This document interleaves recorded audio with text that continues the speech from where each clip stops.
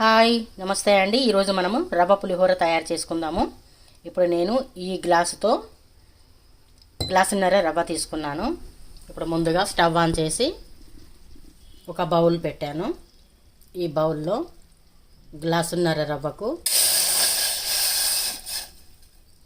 2 గ్లాసులు water పోద్దాము. Water కొంచెం వేడైనవి. ఒక స్పూను నెయ్యి వేద్దాము. అలాగే కొంచెం సాల్ట్ కూడా వేసి బాగా మరగనిద్దాము.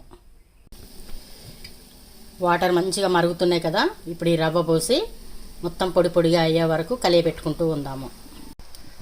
ఇప్పుడు రవ్వ మంచిగా ఉడికిపోయింది.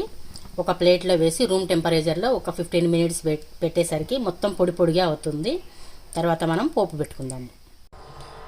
రూమ్ టెంపరేచర్లో ఈ విధంగా పెట్టాం కదా, చూడండి. ఇది నేను కొత్త బియ్యము రవ్వలాగా చేసుకున్నానండి, అందుకే కొంచెం ముద్దగా వచ్చింది. ఇప్పుడు మనము పులిహోరకి పోపు పెట్టుకుందాము. స్టవ్ ఆన్ చేసుకొని పాన్ పెట్టి కొంచెం వెన్న వేసుకున్నానండి. ఈ వెన్నతో ఈ పులిహోర అనేది చాలా బాగుంటుంది. టేస్ట్ కూడా, స్మెల్ బాగుంటుంది, అలాగే టేస్ట్ కూడా బాగుంటుంది. ఇప్పుడు పల్లీలు శనగపప్పు వేసి లైట్గా గోల్డెన్ కలర్ వచ్చే వరకు వేపుదాము. పల్లీలు కొంచెం వేగినాయి కదా.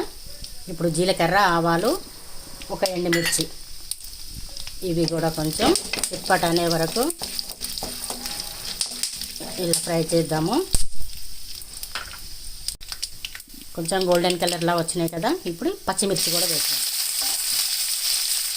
పచ్చిమిర్చి కూడా వేసిన తర్వాత కొంచెం పచ్చిమిర్చి వేగేటప్పుడు కొంచెం కరివేపాకు కూడా వేద్దాము.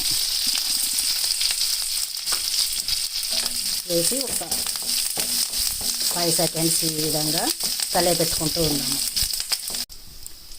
పోపు మొత్తం మంచిగా వేగింది కదా. ఇప్పుడు కొంచెం పసుపు వేద్దాము. పసుపు వేసి మొత్తం పెట్టినట్టు చేసి పొడి పొడిగా చేసుకున్న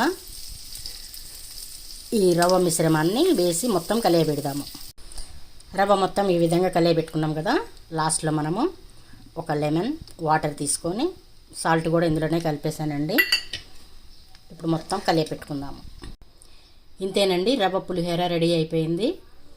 ఇది నేను కొత్త బియ్యంతో చేసుకున్నాను కాబట్టి కొంచెం ఉండలుగా ఉన్నది. కానీ ఇడ్లీ రవ్వ ప్యాకెట్లో దొరుకుతుంది కదా, దాంతో చేసుకుంటే మొత్తం పొడి పొడిగా వస్తుంది.